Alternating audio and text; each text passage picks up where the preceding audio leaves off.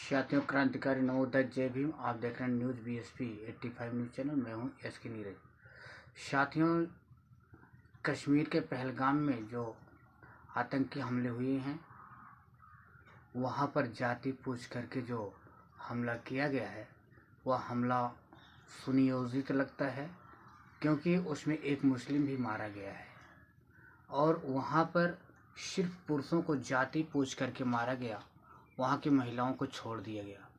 आखिर जब आतंकी हमला होता है तो वहाँ किसी को छोड़ा नहीं जाता है, चाहे वह महिला हो या पुरुष हो, सबको एक जैसे देखा जाता है, सबके साथ में एक जैसा सलूक होता है।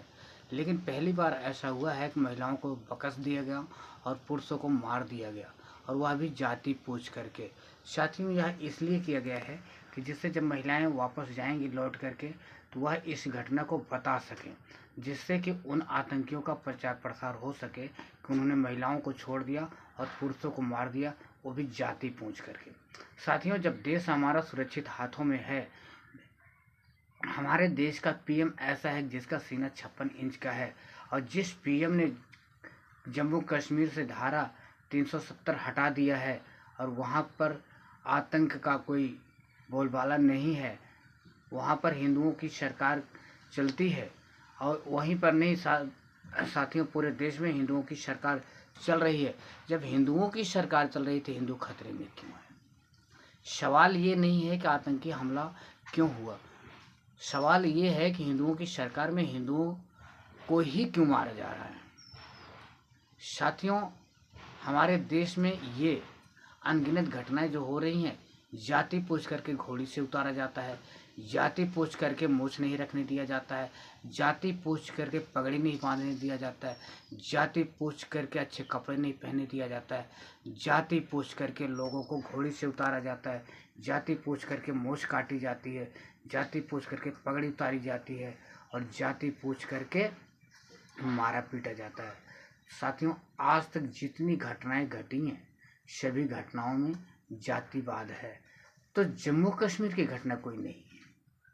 ये भी जिन लोगों ने अंजाम दिया है, वह मनवारी मानसिकता के लगते हैं, क्योंकि जब आतंकी आतंक फैलाता है तो वह धुआंधार फायरिंग करता है।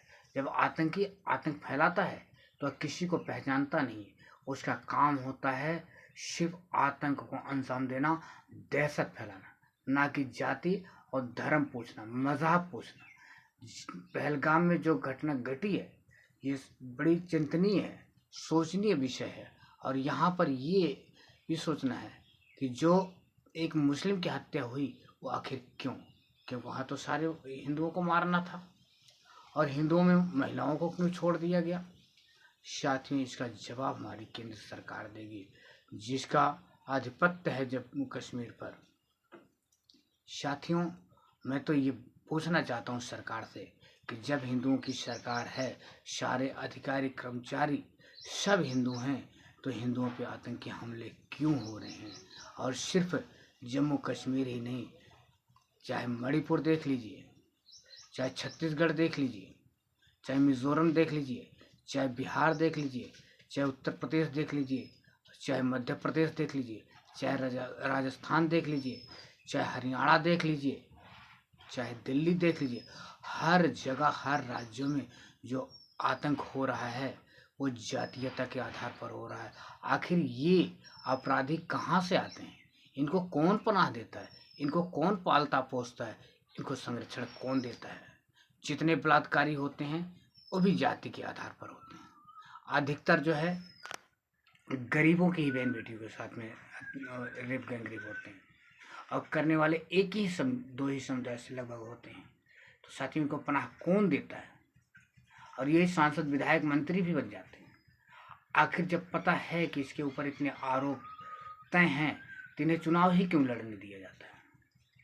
ये रेपिस्ट कैसे सांसद विधायक और मंत्री बन जाते हैं? ये आखिर इसका जिम्मेदार कौन है?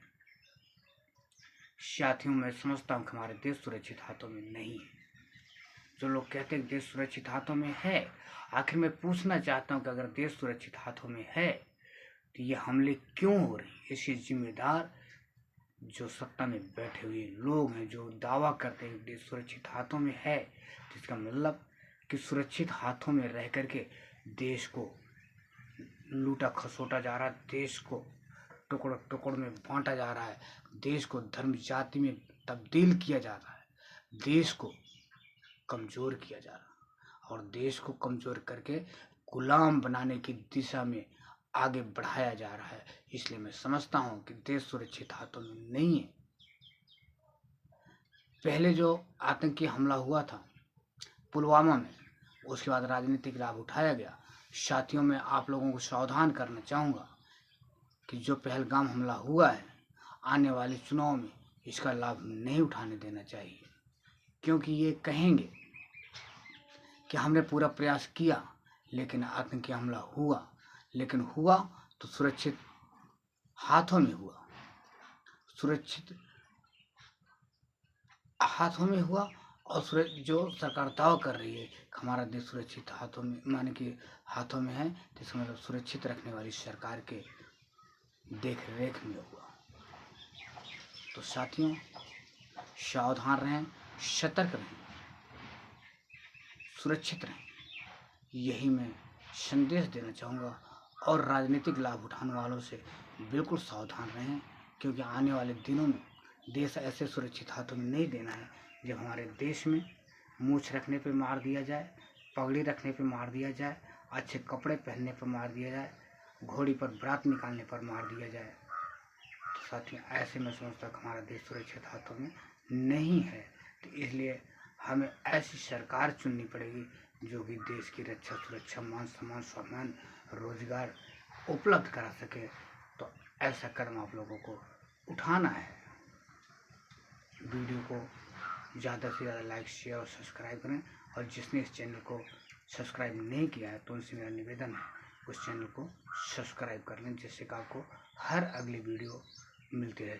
सभी को क्रांतिकारी नमोदय। जय भीम, जय भारत, जय संविधान।